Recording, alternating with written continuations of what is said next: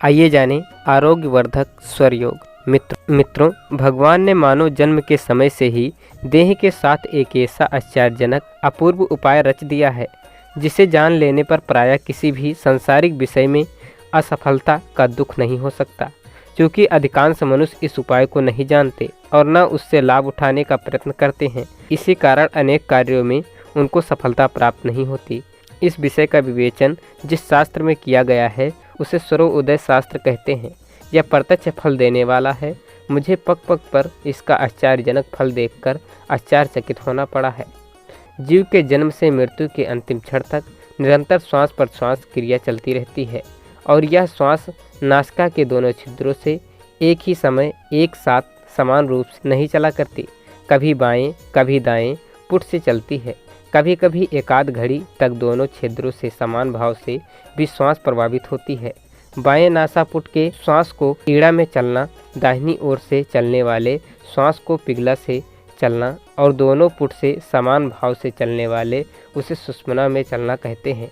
एक नासापुट को दबाकर दूसरे के द्वारा श्वास को बाहर निकालने में साफ मालूम हो जाता है कि एक नासिका से सरलतापूर्वक श्वास प्रवाह चल रहा है और दूसरा नासापुट प्रायः बंद है, अर्थात अन्य नासापुट से समान सरलता से श्वास बाहर नहीं निकलता। जिस नासिका से सरलतापूर्वक श्वास बाहर निकलती हो उस समय उसी नासिका का श्वास कहना चाहिए।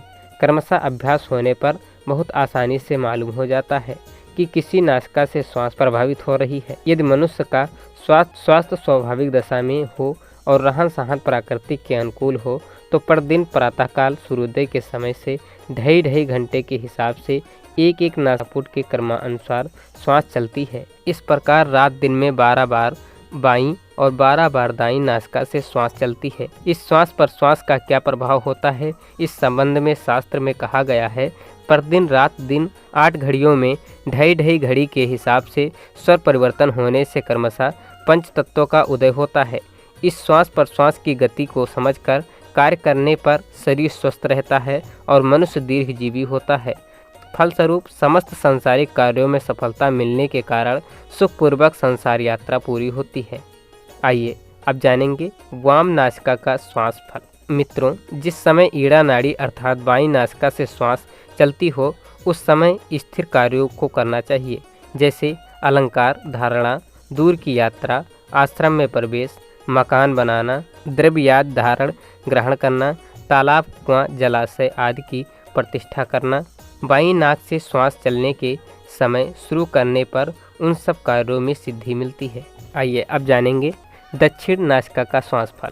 जिस समय पिघला नाड़ी अर्थात दाहिनी नासिका से श्वास चलती हो उस समय कठिन कार्य करने चाहिए, जैसे कठिन क्रूर विद्या का अध्ययन और अध्यापन, नैकादि, आरोहण, तंत्र साधना, बैरी को दंड, शास्त्र अभ्यास, गहन पशु विक्रय, ईंट पत्थर काट तथा रत्नादि का घिसना और छीलना, संगीत अभ्यास, यंत्र तंत्र बजाना, हाथी घोड़ा तथा रथ आदि की सवारी सीखना, व्यायाम, षटकर्म साधना, भूतादि साधना, औषधि सेवन, लिपि लेखन, दान क्रय विक्रय, युद्ध भोग, राज दर्शन आदि।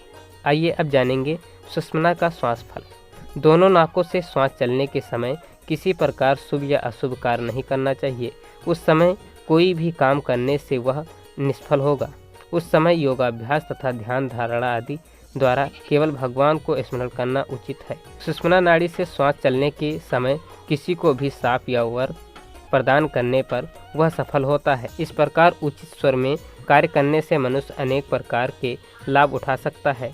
इसका सबसे बड़ा उपयोग रोगोत्पत्ति का पहले से ही ज्ञान हो जाना और उसका सहज में निवारण कर सकना। उदाहरण के लिए शुक्ल पक्ष की प्रतिपदा को यदि सवेरे नींद टूटने पर सूर्योदय के समय पहले यदि दाईं नाक से श्वास चलना आरंभ हो तो उस दिन से पूर्णिमा तक के बीच में गर्मी के कारण कोई पीड़ा होगी। इसी प्रकार कृष्ण पक्ष की प्रतिपदा के दिन सूर्योदय के समय पहले यदि बाईं नाक से श्वास चलना आरंभ हो तो उस दिन से अमावस्या तक के अंदर कफ या सर्दी के कारण कोई पीड़ा होगी। 2 पखवारों तक इसी प्रकार विपरीत ढंग से सूर्योदय के समय निश्वास चलती रहे तो किसी आत्मिक सज्जन को भारी बीमारी होगी अथवा मृत्यु होगी और किसी प्रकार की विपत्ति आए। 3 पखवाड़ों से अधिक लगातार ऐसी ही गड़बड़ी होने पर निश्चय ही अपनी मृत्यु हो जाएगी। आइए अब जानेंगे बिना औषधि के रोग निवारण। मित्रों, अनियमित क्रिया के कारण जिस प्रकार हमारी देह में तरह तरह के रोग पैदा होते हैं, उसी तरह औषधि बिना ही भीतरी क्रियाओं द्वारा निरोग रहने का उपाय भगवान ने बना दिया है। इन शास्त्रोक्त उपायों को काम में लाने से न तो बहुत दिन तक रोग की यंत्रणा सहन करनी पड़ती है, न अर्थ व्यय होता है और न दवाइयों से अपना पेट भरना पड़ता है। साथ ही जब इस प्रकार योग विद्या के इस कौशल से एक बार रोग जाता रहता है तो दोबारा उसके आक्रमण की संभावना नहीं रहती। ज्वार का आक्रमण होने पर जिस नासिका से श्वास चलती हो उसे बंद करके दूसरी नासिका से श्वास लेना चाहिए। जब तक ज्वार न उतरे और शरीर स्वस्थ न रहे तब तक लगातार दूसरे ही नासापुट से श्वास लेते रहना चाहिए। ऐसा करने से 10-15 दिन में उतरने वाला ज्वार 5 दिन में ही उतर जाएगा और कष्ट भी कम उठाना पड़ेगा।